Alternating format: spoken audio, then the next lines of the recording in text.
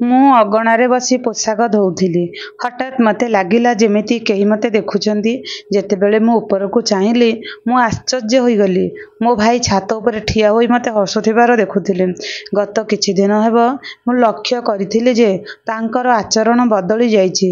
ବର୍ତ୍ତମାନ ସେ ମୋତେ ପୂର୍ବପରି ସମ୍ମାନ କରୁନଥିଲେ ଏବଂ ମୋ ସହିତ କଥାବାର୍ତ୍ତା କଲାବେଳେ ତାଙ୍କ ଆଖି ଧ୍ୟାନରେ ରହିଲା ନାହିଁ। ତାଙ୍କର ଶବ୍ଦର ମଧ୍ୟ ଅନ୍ୟ ଏକ ଅର୍ଥ ଥିଲା, କିନ୍ତୁ ମୁଁ ତାଙ୍କୁ ଅଣଦେଖା କରୁଥିଲି କାରଣ ସେ ଘରେ ସମସ୍ତଙ୍କ ପ୍ରିୟ ଥିଲେ। ସେ ପରିବାରର ସାନ ପୁଅ ଥିଲେ, ତେଣୁ ସମସ୍ତେ ତାଙ୍କ କ୍ରୋଧକୁ ସହ୍ୟ କରୁଥିଲେ।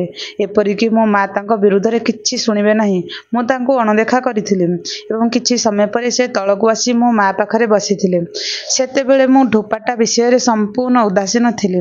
ତାଙ୍କ ପାଖରେ ବସିବା ମୋତେ ଅସହଜ କଲା ଏବଂ ଶୀଘ୍ର ମୋ ସାର୍ଟକୁ ଠିକ୍ କଲା। ସେ ହସି କହିଲା, ଭଉଣୀ, ମୋଠାରୁ ନିଜକୁ ଲୁଚାଇବାର କୌଣସି ଆବଶ୍ୟକତା ନାହିଁ। ମୁଁ କେଉଁ ଅପରିଚିତ ବ୍ୟକ୍ତି? ସେ ଯାହା କହିଥିଲେ ତାହା ଶୁଣି ମୁଁ କ୍ରୋଧିତ ଭାବରେ ତାଙ୍କ ଆଡ଼କୁ ଚାହିଁଲି ଏବଂ କହିଲି ଯେ ମୋ ସ୍ୱାମୀ ବ୍ୟତୀତ ଅନ୍ୟ ସମସ୍ତେ ମୋ ପାଇଁ ହାରାମ ଅଟନ୍ତି। ସେ ମୋ କଥାରେ ଥଟ୍ଟା କରିବା ଆରମ୍ଭ କଲେ ଏବଂ ମୁଁ କହିଥିଲି ଯେ ତୁମ ପୂର୍ବରୁ ମଧ୍ୟ ମୁଁ ଅନେକ ମହିଳାଙ୍କୁ ଦେଖୁଛି, ଯେଉଁମାନେ ନିଜ ସ୍ୱାମୀକୁ ସେମାନଙ୍କର ସମଗ୍ର ବିଶ୍ୱ ବୋଲି ବିବେଚନା କରନ୍ତି, କିନ୍ତୁ ତାହା କେବଳ କିଛି ସମୟ ପାଇଁ ଥିଲା। ଏହାପରେ ସବୁକିଛି ବଦଳିଯାଏ। ମୁଁ କହିଲି, ସ୍ୱାମୀ ବ୍ୟତୀତ ଅନ୍ୟ କାହାକୁ ଦେଖେ ନାହିଁ। ମୋର ବିବାହ ହେବାର ମାତ୍ର କିଛି ମାସ ବିତିଗଲା ଏବଂ ମୁଁ ମୋର ବାପାଙ୍କ ଘରକୁ ଆସିଥିଲି। ଏହା ଶୁଣି ମୁଁ ଦ୍ୱନ୍ଦ୍ୱରେ ପଡ଼ିଗଲି ଏବଂ ସେ କ'ଣ କହୁଛନ୍ତି ବୋଲି ପଚାରିବାକୁ ଲାଗିଲି। ସେ କ୍ରୋଧରେ ମୋତେ ଗାଳିଦେଲେ ଏବଂ କହିଲା, ବର୍ତ୍ତମାନ ନୁହେଁ, କିନ୍ତୁ କିଛି ଦିନ ପରେ ମୁଁ ତୁମକୁ ଏ ବିଷୟରେ ବିସ୍ତୃତ ଭାବରେ କହିବି। ସେ ଜୋର ଜୋରରେ ହସି କହିଲା, କେବଳ ହସିବା ନୁହେଁ, ମୁଁ ତ ତୁମକୁ ଖାଇବାକୁ ମଧ୍ୟ ଆସିବି, ଯାହାଦ୍ୱାରା ତୁମେ ମଧ୍ୟ ଜୀବନର ପ୍ରକୃତ ଆନନ୍ଦ ଉପଭୋଗ କରିପାରିବ। ସେ ଏହା କହିବା ମାତ୍ରେ ସେଠାରୁ ଚାଲିଗଲେ। ତାଙ୍କର ହସୁଥିବା ଦେଖି ମୁଁ ବହୁତ ରାଗିଗଲି ଏବଂ ତାଙ୍କୁ ଗାଳିଦେବା ଭଳି ଅନୁଭବ କଲି, କିନ୍ତୁ ମୋ ମା ହେତୁ ମୁଁ ଚୁପ୍ ରହିଲି। ତାଙ୍କୁ ଦେଖି ମୁଁ ଏକ ଦୀର୍ଘ ନିଶ୍ୱାସ ନେଇଗଲି। ମୋ ମା ଆସି ମୋ ପାଖରେ ବସି କହିଲେ, ଏହା ଆଶ୍ଚର୍ଯ୍ୟଜନକ। ମୁଁ ପଚାରିଲି, କ'ଣ ହେଲା? ସେ ମୋତେ ଯାହା କହିଥିଲେ ତାହା ଶୁଣି ମୋତେ ଲାଗିଲା ଯେମିତି ମୋ ଉପରେ 7ଟି ଆକାଶ ପଡ଼ିଯାଇଛି। ବାସ୍ତବରେ ଅଫିସରେ ମୋ ସ୍ୱାମୀଙ୍କ ସ୍ୱାସ୍ଥ୍ୟ ହଠାତ୍ ଖରାପ ହୋଇଗଲା। ମୋ ସ୍ୱାମୀ ଏବଂ ତାଙ୍କ ସାଙ୍ଗ ଗୋଟିଏ ଅଫିସରେ କାମ କରୁଥିଲେ। ଯେତେବେଳେ ସେମାନେ ତାଙ୍କୁ ଡାକ୍ତରଖାନା ନେଇଥିଲେ, ଜାଣିବାକୁ ପାଇଲେ ଯେ ମୋ ସ୍ୱାମୀଙ୍କର କର୍କଟ ରୋଗ ହୋଇଛି ଏବଂ ଏହା ଦ୍ୱିତୀୟ ପର୍ଯ୍ୟାୟରେ ଅଛି। ଏହା ଶୁଣି ମୁଁ ମୋର ପୋଷାକ ସଫା ଛାଡ଼ି କାନ୍ଦି ମାଙ୍କ ପାଖକୁ ଗଲି। ମୁଁ ତାଙ୍କୁ ମୋ ସ୍ୱାମୀଙ୍କ ନିକଟକୁ ନେବା ପାଇଁ ଅନୁରୋଧ କଲି। ସେ ମୋତେ ସାନ୍ତ୍ୱନା ଦେଇ କହିଲେ, ଚିନ୍ତା କର ନାହିଁ, ସବୁକିଛି ବର୍ତ୍ତମାନ ନିୟନ୍ତ୍ରଣକୁ ଆସିପାରେ, କିନ୍ତୁ ତୁମ ସ୍ୱାମୀଙ୍କ ଯତ୍ନ ନେବାକୁ ପଡ଼ିବ। ମୁଁ ଶୀଘ୍ର ମୁଣ୍ଡ ନୁଆଇଲି। ମୋ ଆଖିରୁ ଲୁହ ଝରି ଆସୁଥିଲା। ମୋର ହୃଦୟ ବହୁତ ଦ୍ରୁତ ଗତିରେ ଆସୁଥିଲା। ମୁଁ ଲୁଗା ସଫା କଲାବେଳେ ମୋ ଭାଇ ପଛରୁ ଆସି ଜାବୁଡ଼ି ଧରିଦେଲେ ଏବଂ ମୋର ମନ ବହୁତ ଦ୍ରୁତ ଗତିରେ ଦୌଡ଼ୁଥିଲା। ସେତେବେଳେ ମୋ ମନରେ ମୋ ଭାଇର ଚେହେରା ମଧ୍ୟ ଝଲସି ଉଠୁଥିଲା। ଯଦି ମୋ ସ୍ୱାମୀଙ୍କ ସହ କିଛି ହୋଇଥାଏ, ମୋ ଭାଇ ମୋତେ ଟଚ୍ କରିଥାନ୍ତେ ଏବଂ ମୁଁ ତାହା କେବେ କରିବାକୁ ଦେବି ନାହିଁ। କିଛି ସମୟ ପରେ ଯେତେବେଳେ ମୁଁ ଘରୁ ବାହାରକୁ ଆସୁଥିଲି, ମୁଁ ହଠାତ୍ ମୋ ଭାଇକୁ ଧକ୍କା ଦେଲି। ଏକା ସମୟରେ ସେ ମଧ୍ୟ ଘରେ ପ୍ରବେଶ କରୁଥିଲେ। ମୋତେ ଦେଖି ସେ ହସିବାକୁ ଲାଗିଲା। ମୁଁ ମୋ ମାଙ୍କୁ ଦେଖିଲି, ଯିଏ ମୋଠାରୁ ବହୁତ ଦୂରରେ ଯାଇଥିଲେ। ଭାଇ ମୋ କାନରେ ଫୁସ୍ଫୁସ୍ କରି କହିଲା ଯେ ମୁଁ ଅପେକ୍ଷା କରିଥିବା ମୁହୂର୍ତ୍ତ ଆସିଛି। ବର୍ତ୍ତମାନ ତମେ ଏକୁଟିଆ। ଏହାର ଅର୍ଥ ତୁମେ ଖୁବ୍ ଶୀଘ୍ର ମୋ ପାଖକୁ ଆସିବ। ସେ ଯାହା କହିଲା, ମୁଁ କ୍ରୋଧିତ ହୋଇ ତାଙ୍କ ମୁହଁରେ ଛେପ ପକାଇଲି। ହଠାତ୍ ଭାଇର ମୁହଁ କ୍ରୋଧରେ ଲାଲ ହୋଇଗଲା। ଶୀଘ୍ର ମୁଁ ମୋର ଭୁଲ ଅନୁଭବ କଲି। ମୁଁ ସେଠାରୁ ଯିବା ପୂର୍ବରୁ ସେ ମୋ ବାହୁକୁ ଜାବୁଡ଼ି ଧରି କାନ୍ଥ ଆଡ଼କୁ ଠେଲିଦେଲା ଏବଂ କହିଲା ଯେ ସେ ନିଜର ସମସ୍ତ ଶକ୍ତି ସହିତ ଏହି ଜିନିଷର ପ୍ରତିଶୋଧ ନେବ। ଏହା କହି ସେ ଶୀଘ୍ର ରୁମ୍ ଭିତରକୁ ଗଲେ।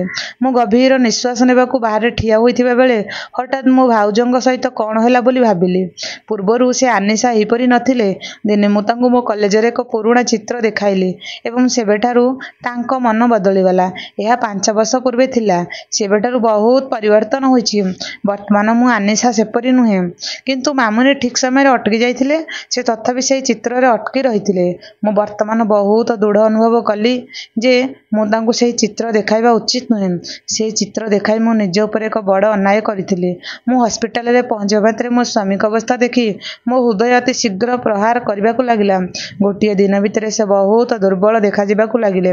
ମୋତେ ଦେଖି ସେ ହସିବାକୁ ହେତୁ କଲା ଏବଂ ମୋତେ ସାନ୍ତ୍ୱନା ଦେଇ କହିଲା, ତୁମର କାନ୍ଦିବା କୌଣସି ଆବଶ୍ୟକତା ନାହିଁ। ବ୍ୟସ୍ତ ହୁଅ ନାହିଁ। ମୁଁ ତୁମକୁ ଏତେ ଶୀଘ୍ର ଛାଡ଼ିବି ନାହିଁ। ତାଙ୍କ କଥା ଶୁଣି ମୁଁ ଶୀଘ୍ର ତାଙ୍କୁ ଆଲିଙ୍ଗନ କରି କହିଲି, ଶୀଘ୍ର ଭଲ ହୋଇ ଘରକୁ ଫେରିଆସ। ମୁଁ ମୋର ବାକ୍ୟ ଶେଷ କରିବା ପୂର୍ବରୁ ମୋ ସ୍ୱାମୀଙ୍କ ବନ୍ଧୁ ସେଠାରେ ପହଞ୍ଚିଥିଲେ ଏବଂ ସେ ଯାହା କହିଥିଲେ ତାହା ମୋତେ ଅନୁଭବ କଲା ଯେପରି ମୋ ପାଦ ତଳେ ଭୂମି ଖସିଗଲା। ସେ କହିଥିଲେ ଯେ ମୋ ସ୍ୱାମୀକୁ ଡାକ୍ତରଖାନାରେ 8 ମାସ ରହିବାକୁ ପଡ଼ିବ। ଏହା ଶୁଣି ମୁଁ ଆଶ୍ଚର୍ଯ୍ୟ ହୋଇଗଲି। ମୋ ସ୍ୱାମୀ ବିନା 8 ମାସ ବଞ୍ଚିବା ମୋ ପକ୍ଷେ ଅସମ୍ଭବ ଥିଲା। ମୁଁ ମୋ ସ୍ୱାମୀକୁ ସହଜରେ ଚାହିଁଲି କିନ୍ତୁ ସେ ମୋ ଆଖିକୁ ଦୂରେଇ ରହିବାକୁ ଲାଗିଲେ। ଏହା ମୋତେ ଏକ ଧାରଣା ଦେଲା ଯେ ତାଙ୍କ ସାଙ୍ଗ ଯାହା କହିଥିଲେ ତାହା ସତ୍ୟ ଅଟେ। ଆମ ବିବାହର ମାତ୍ର 3 ମାସ ବିତିଗଲା ଏବଂ ବର୍ତ୍ତମାନ ବଡ଼ ସମସ୍ୟା ଉପୁଜୁଛି। ଏହା ଶୁଣି ମୋ ମା ସେଠାରୁ ଚାଲିଗଲେ। ଯେତେବେଳେ ମୁଁ ମୋ ସ୍ୱାମୀକୁ ପ୍ରଶ୍ନ କରିବା ଆରମ୍ଭ କରିଥିଲି ଏବଂ ଅଭିଯୋଗକାରୀ ସ୍ୱରରେ କହିଥିଲି ଯେ ମୁଁ ତୁମ ବିନା 8 ମାସ କଟାଇଲି ଏବଂ ସେ ମୋତେ ସାନ୍ତ୍ୱନା ଦେଇ କହିଥିଲେ ଯେ ତୁମେ ଏହି ମାସଗୁଡ଼ିକ ଧୈର୍ଯ୍ୟ ଏବଂ କୃତଜ୍ଞତା ସହିତ ବିତାଇବା ଉଚିତ। ଯଦି ତୁମେ ମୋତେ ସମ୍ପୂର୍ଣ୍ଣ ସୁସ୍ଥ ହେବାକୁ ଚାହୁଁଛ ତେବେ ମୋତେ ହଠାତ୍ ମୋର ଚିକିତ୍ସା କରିବାକୁ ପଡ଼ିବ। ମୁଁ ପଚାରିଲି ମୁଁ ମୋ ମାଆଙ୍କ ଘରକୁ ଯାଇପାରିବି କି? ସେ ଶୀଘ୍ର କହିଲେ ନା। ମୁଁ କହିଲି ଯେ ଏହା ସମ୍ଭବ ନୁହେଁ କାରଣ ମୁଁ ଜାଣିଥିଲି ମୋ ବିନା ବଞ୍ଚିବା ତୁମ ପାଇଁ କଷ୍ଟକର ହେବ। କିନ୍ତୁ ମୁଁ ଦୃଢ଼ ଭାବରେ ମନା କରି ଗାଳି ଦେଲି। କହିଲି ଯେ ବୋହୂ ଆସିବାର 3 ମାସ ବିତିନାହିଁ ଏବଂ ତୁମେ ପଠାଇବା ବିଷୟରେ କହୁଛ। ତାଙ୍କୁ ପୁଣି 8 ମାସ ପର୍ଯ୍ୟନ୍ତ ତାଙ୍କ ମାଆଙ୍କ ଘରକୁ ପଠାନ୍ତୁ। ଏହି ଜିନିଷକୁ ଆପଣଙ୍କ ମନରୁ ବାହାର କରନ୍ତୁ। ପତ୍ନୀକୁ ମଧ୍ୟ ବୁଝାନ୍ତୁ ଯେ ସେ ମୋ ସହିତ ଆଉ କଥା ହେବା ଉଚିତ ନୁହେଁ। ମୁଁ ମୋ ମୁଣ୍ଡକୁ 2 ହାତରେ ପକାଇଦେଲି। ସେ ଭାବୁଥିଲେ ବୋଧହୁଏ ତାଙ୍କ ବିନା ବଞ୍ଚିବା ମୋ ପାଇଁ କଷ୍ଟସାଧ୍ୟ ହେବ। କିନ୍ତୁ ସବୁଠାରୁ କଷ୍ଟଦାୟକ କଥା ହେଲା ମୋ ଘର ଏବଂ ମୋ ସ୍ୱାମୀଙ୍କ ଘର ସମାନ ସହରରେ ଟିକିଏ ଦୂରରେ ଥିଲା। ମୋ ଭାଇ ସମ୍ପୂର୍ଣ୍ଣ ମୁକ୍ତ ଥିଲା। ଆଜି ମୁଁ ତାଙ୍କ ସହିତ ଯାହା କରିଥିଲି ତାପରେ ମୁଁ ବହୁତ ଭୟଭୀତ ଅନୁଭବ କରିଥିଲି। ମୁଁ ତାଙ୍କୁ ପଚାରିଲି ମୁଁ ଶୀଘ୍ର ନା ଅନୁଭବ କରୁଥିଲି। ମୁଁ ତାଙ୍କୁ ପଚାରିଲି ମୁଁ ଶୀଘ୍ର ନା କଲି। ମୁଁ ଭୁଲିଗଲି ଯେ ଏହି ମୁହୂର୍ତ୍ତରେ ମୁଁ ମୋ ସ୍ୱାମୀଙ୍କ ସହିତ ଥିଲି ଏବଂ ମୁଁ ତାଙ୍କ ସହ କିଛି ସମୟ କଥାବାର୍ତ୍ତା କରୁଥିଲି। ଯେତେବେଳେ ହଠାତ୍ ମୋ ଭାଇ ସେଠାକୁ ଗଲେ ସେ ଏକ ଅଜବ ଉପାୟରେ ହସିଲେ। ତାପରେ ମୋ ସ୍ୱାମୀ ଆଡ଼କୁ ବୁଲି ମୋତେ କହିଲା ତୁମେ 8 ମାସ ଧରି ଡାକ୍ତରଖାନାରେ ରହିଛ। ତୁମ ପରେ ମୋ ପ୍ରିୟ ଭଉଣୀର କ'ଣ ହେବ? ମୁଁ ଶୀଘ୍ର ମୋ ସ୍ୱାମୀଙ୍କ ମୁହଁ ଆଡ଼କୁ ଚାହିଁଲି। ସେହି ସମୟରେ ବହୁତ ମଧୁର ହସ ବ୍ୟାପିଗଲା। ଅବଶ୍ୟ ସେ ତାଙ୍କ ଭାଉଜଙ୍କ ଦୁଷ୍କର୍ମ ବିଷୟରେ ଜାଣିନଥିଲେ। ସେଥିପାଇଁ ସେ ମୋତେ ତାଙ୍କ କାର୍ଯ୍ୟକଳାପ ବିଷୟରେ କହିଥିଲେ। କିନ୍ତୁ ସେ ମୋ ଜୀବନରେ କେବଳ 3 ମାସ ଧରି ଆସିଥିଲେ। ତାଙ୍କ ଭାଇ ସହିତ ଅନ୍ୟ ଏକ ବର୍ଷ ବିତାଇ ସେ କହିଲେ ଭାଉଜ ତୁମେ କାହିଁକି ଚିନ୍ତିତ? ମୁଁ ମୋ ଜୀବନ ଅପେକ୍ଷା ମୋ ଭଉଣୀର ଯତ୍ନ ନେବି। ସେ ତାଙ୍କ କଥାକୁ ବହୁତ ଚତୁରତାର ସହ କହୁଥିଲେ କିନ୍ତୁ କିଛି ଅଜ୍ଞାତ ପାଇଁ କାରଣ ମୋ ସ୍ୱାମୀ ତାଙ୍କ ଶବ୍ଦ ପଛରେ ଲୁକାୟିତ ଅର୍ଥ ବୁଝିପାରିଲେ ନାହିଁ। ସେ ତାଙ୍କ କଥା ପାଇଁ ମୋତେ ଗାଳି ଦେଉଥିଲେ ଏବଂ ଏହା କହୁଥିଲେ ମୋର ଆପଣଙ୍କ ଉପରେ ବହୁତ ବିଶ୍ୱାସ ଅଛି। ଆପଣ ମୋତେ ହତାଶ କରିବେ ନାହିଁ। ସେ ଏହା କହୁଥିଲେ ସେ ତାଙ୍କୁ ହତ୍ୟା କରିଥାନ୍ତେ। କିନ୍ତୁ ସମସ୍ୟାଟି ହେଲା ମୁଁ କିପରି ମୋ ସ୍ୱାମୀକୁ କହିବି ଯେ ମୋ ଭାଇ ଏକ ନମ୍ବର ଜାଲ ଏବଂ ସେ ମୋ ଉପରେ ଏକ ଖରାପ ନଜର ରଖୁଛନ୍ତି। ଏବଂ ମୁଁ ସେଠାରୁ ଉଠିବାକୁ ଯାଉଥିଲି ଯେତେବେଳେ ମୋ ସ୍ୱାମୀ ମୋ ହାତ ଧରି କହିଲା ମୁଁ ମୋ ମନକୁ ଆସିବା ପର୍ଯ୍ୟନ୍ତ ମୋ ପାଖରେ ରୁହ। ମୁଁ ଚୁପଚାପ ତାଙ୍କ ପାଖରେ ବସିଥିଲି। ତାପରେ ସେ ଏକ ଅଦ୍ଭୁତ ଅଙ୍ଗଭଙ୍ଗୀ କଲେ ଯାହାର ଅର୍ଥ ମୁଁ ଦୀର୍ଘ ସମୟ ପରେ ବୁଝିପାରିଲି। ମୋତେ ଲାଗିଲା ଯେ ପୃଥିବୀ ଫାଟିଯିବ ଏବଂ ମୁଁ ଏଥିରେ ଅବଶୋଷିତ ହେବି। ମୁଁ ପୂର୍ବରୁ ଏପରି ଲଜ୍ଜା ଅନୁଭବ କରୁନଥିଲି। ଦୀର୍ଘ ସମୟ ଧରି ଶୀଘ୍ର ଉଠି ବାହାରକୁ ଆସିଲେ। ଗ୍ୟାଲେରୀରେ ଥିବା ଗଭୀର ନିଶ୍ୱାସ ନେଉଥିଲେ। ସେତେବେଳେ ମଧ୍ୟ ମୁଁ ଅନୁଭବ କଲି ଯେ ମୋ ପଛରେ କାହାର ଉପସ୍ଥିତି ଅଛି। ମୁଁ ବୁଲି ଦେଖିଲି ମୋ ଭାଇ ସେଠାରେ ଠିଆ ହୋଇଛି। ସେ ମୋ ପାଖକୁ ଆସି କହିଲା କ'ଣ ଭାଉଜ ଆଜି ରାତି ଆଉ ଆସନ୍ତାକାଲି ପାଇଁ ଆପଣଙ୍କ ସ୍ୱାମୀ ଘରେ ରହିବେ ନାହିଁ ଏବଂ ଆସନ୍ତାକାଲି ଆପଣଙ୍କ ମା ମଧ୍ୟ ଘରେ ରହିବେ ନାହିଁ।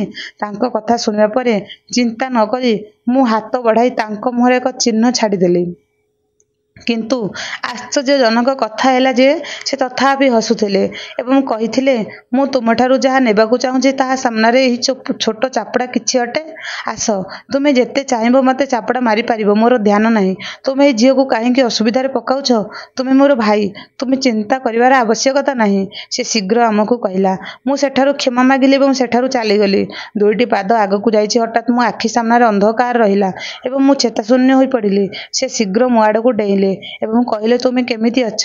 ଏହା କହି ମୁଁ ତାଙ୍କୁ ବଳପୂର୍ବକ ରୁମ୍ରୁ ପଠାଇଲି। ସେ ମଧ୍ୟ ଚୁପଚାପ ସେଠାରୁ ଚାଲିଗଲେ। ଯେତେବେଳେ ମୁଁ ଚୁପଚାପ ଚାଲିଗଲି ସେତେବେଳେ ମୁଁ ନିଜେ ଆଶ୍ଚର୍ଯ୍ୟ ହୋଇଗଲି। କିନ୍ତୁ ମୋର ଆଶ୍ଚର୍ଯ୍ୟ ସମାପ୍ତ ହେଲା ନାହିଁ। କିଛି ସମୟ ପରେ ମୋ ଭାଇ ପୁନର୍ବାର ରୁମ୍କୁ ଆସି କଥାବାର୍ତ୍ତା କରିବାକୁ ଲାଗିଲେ। ତାପରେ ସେ ଡାକ୍ତରଙ୍କୁ ସାଙ୍ଗରେ ନେଇଗଲେ। ମୁଁ ହଠାତ୍ ଅନୁଭବ କଲି ଯେ କିଛି ଭୁଲ ଅଛି। ତାଙ୍କ ଉପରେ ମା ମୋତେ ଅପେକ୍ଷା କରିଥିଲେ। ସେ ମୋତେ ଘରକୁ ନେବାକୁ ଆସିଥିଲେ। ଗାଡ଼ିଟି ଅଟକିଗଲା ଏବଂ ସେ ମଧ୍ୟ ଗାଡ଼ିରେ ଶୋଇବାକୁ ଆସିଲେ। ମୁଁ ଏକ ଗଭୀର ନିଶ୍ୱାସ ନେଇଥିଲି କାରଣ ମୁଁ ଅନୁଭବ କଲି ଯେ ବର୍ତ୍ତମାନ ମୋତେ ସାରା ଜୀବନ ଦେଖିବାକୁ ପଡ଼ିବ। ବର୍ତ୍ତମାନ ମୋତେ ଏହି ପରିସ୍ଥିତିରୁ କିପରି ରକ୍ଷା କରିବାକୁ ହେବ। ମୁଁ ଘରେ ପହଞ୍ଚିବା ମାତ୍ରେ ମୁଁ ପ୍ରଥମେ ମାଆଙ୍କ କୋଠରୀକୁ ଗଲି। ସେ ମୋତେ କିଛି ପଚାରିବାକୁ ଚାହିଁଲେ। ମୁଁ କୋଠରୀ ଭିତରକୁ ଯିବା ମାତ୍ରେ ମା ମୋତେ ଗାଳିଗୁଲଜ କଲା। ଦ୍ୱିତୀୟ ପର୍ଯ୍ୟାୟରେ ପହଞ୍ଚିଗଲା। ତମର ସମସ୍ତ ଦୋଷ ମୁଁ ଜାଣିପାରିଲି। ସେହି ସମୟରେ ଭାଇ କୋଠରୀକୁ ଆସି ମାତାଙ୍କୁ କହିଲେ ଯେ ଏଥିରେ ଭଉଣୀର କୌଣସି ଦୋଷ ନାହିଁ।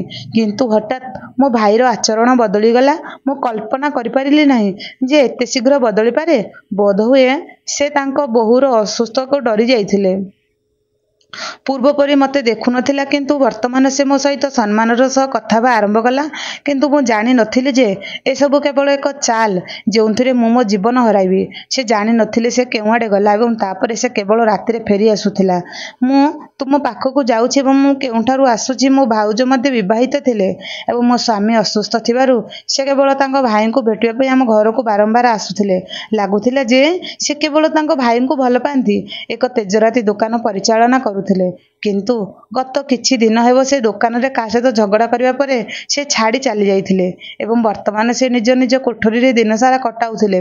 ସେ କେବଳ ଖାଇବାକୁ ବାହାରକୁ ଆସୁଥିଲେ। ମୁଁ ଚୁପଚାପ ସେହି ବରଗଡ଼କୁ ନେଇଗଲି। କିନ୍ତୁ ମୁଁ ଜାଣିନଥିଲି ଯେ ଏହି ବରଗଡ଼ ଖାଇବା ପରେ ମୋ ଜୀବନରେ କି ବିପତ୍ତି ଆସିବ। ମୁଁ ବରଗଡ଼ ଖାଇବା ମାତ୍ରେ କିଛି ସମୟ ପରେ ମୋର ସ୍ୱାସ୍ଥ୍ୟ ହଠାତ୍ ଖରାପ ହେବାକୁ ଲାଗିଲା। ଅଜବ ଅସ୍ଥିରତା ଅନୁଭବ କରିବାକୁ ଲାଗିଲି। ମୁଁ ସବୁକିଛି ନଷ୍ଟ କରିବାକୁ ସକ୍ଷମ ନଥିଲି। ବର୍ତ୍ତମାନ ମୁଁ ନିଜକୁ ନିୟନ୍ତ୍ରଣ କରିବାରେ ସକ୍ଷମ ହୋଇନଥିଲି। ମୋ ଭାଇ ମୋ ସାମ୍ନାରେ ଠିଆ ହୋଇଥିଲେ, ଯିଏ ମୋତେ ଦେଖିବା ପରେ ହସିବାକୁ ଲାଗିଲେ। ମୁଁ ତାଙ୍କୁ ଦେଖି ହସିବାକୁ ଲାଗିଲି। ମୁଁ ବହୁତ ଅଜବ ଏବଂ ଭୟଭୀତ ଅବସ୍ଥାରେ ଥିଲି। ମୋ ହୃଦୟରେ ଏକ ଅଜବ ଅସ୍ଥିରତା ଥିଲା, ଯାହା ମୋ ଭାଇକୁ ଯେକୌଣସି ଉପାୟରେ ପାଇବାକୁ ଇଚ୍ଛା କଲା। ମୁଁ ଶୀଘ୍ର ତାଙ୍କ ଆଡ଼କୁ ଗଲି। କୋଠରୀଟି ଖୋଲି ଭିତରକୁ ଯିବା ମାତ୍ରେ ଗାଳିଗୁଲଜ କଲା ଏବଂ ମୋ ମା ଭିତରକୁ ଆସିଲା। ମୁଁ ତାଙ୍କୁ ଦେଖିବା ମାତ୍ରେ କ୍ରୋଧିତ ହେଲି ଏବଂ ମୁଁ ଅନୁଭବ କଲି ଯେ ମୋର ମନରେ ତାଙ୍କୁ କୌଣସି ସ୍ଥାନରେ ଅଦୃଶ୍ୟ ହେବାକୁ ଚାହୁଁଛି। ସେ ମୋ କଥା ଶୁଣିବା ପରେ ସେ ମୋ ମୁହଁକୁ ଭଲରେ ଦେଖିବା ଆରମ୍ଭ କଲେ। ମୋ ଭାଇ ଉପରେ ଆକ୍ରମଣ କଲା। ମୁଁ ବହୁତ କ୍ରୋଧିତ ହେବାକୁ ଲାଗିଲି। ମୁଁ ତାଙ୍କ ସହ କ'ଣ କରିବି ଜାଣିପାରିଲି ନାହିଁ। ମୁଁ କଳ୍ପନା ମଧ୍ୟ କରିପାରିଲି ନାହିଁ ଯେ ସେ ମୋ ଖାଦ୍ୟରେ କିଛି ନିଶାଦ୍ରବ୍ୟ କରିପାରନ୍ତି, ଯାହା ମୋର ଭାବନାର ନିୟନ୍ତ୍ରଣ ବାହାରକୁ ଯିବ। ମୁଁ ତାଙ୍କ ପାଖକୁ ଯାଇ ତାଙ୍କୁ ସ୍ପଷ୍ଟ ଭାବରେ କହିଲି। ମୋ କଥା ଶୁଣିବା ପୂର୍ବରୁ ମଧ୍ୟ ସେ ଠିଆ ହୋଇ କହିଲା, ମୁଁ ତୁମକୁ ବହୁତ ଭଲ ପାଏ। ମୁଁ ତୁମକୁ ପ୍ରଥମ ଥର ଦେଖିବା ଦିନଠାରୁ ମୁଁ ତୁମ ପାଇଁ ପାଗଳ ଥିଲି। ମୁଁ ତୁମକୁ କୌଣସି ମୂଲ୍ୟରେ ପାଇବାକୁ ଚାହୁଁଥିଲି, କିନ୍ତୁ ମୁଁ କୌଣସି ଉପାୟ ପରାମର୍ଶ ଦେଇପାରିଲି ନାହିଁ। ଯେତେବେଳେ ତୁମେ ନିଜକୁ ମୋ ନିକଟରେ ସମର୍ପଣ କରିବାକୁ ପ୍ରସ୍ତୁତ ନଥିଲ, ସେତେବେଳେ ମୁଁ ଏହି ଔଷଧ ତିଆରି କଲି। ଏହା ମାଧ୍ୟମରେ ମୁଁ କେବଳ ତୁମକୁ ନିୟନ୍ତ୍ରଣ କରିପାରିଲି ନାହିଁ। ମୁଁ ଏହା କହିବା ମାତ୍ରେ ତୁମର ନିଜର ଲୋକ ମଧ୍ୟ ଚୁପ୍ ହୋଇଗଲେ। ତେଣୁ ମୁଁ ଭାବି ନଥିଲି ଯେ କିଛି ଭୁଲ ହେବ। ମୁଁ କୋଠରୀ ଛାଡ଼ିବାକୁ ଯାଉଥିଲି।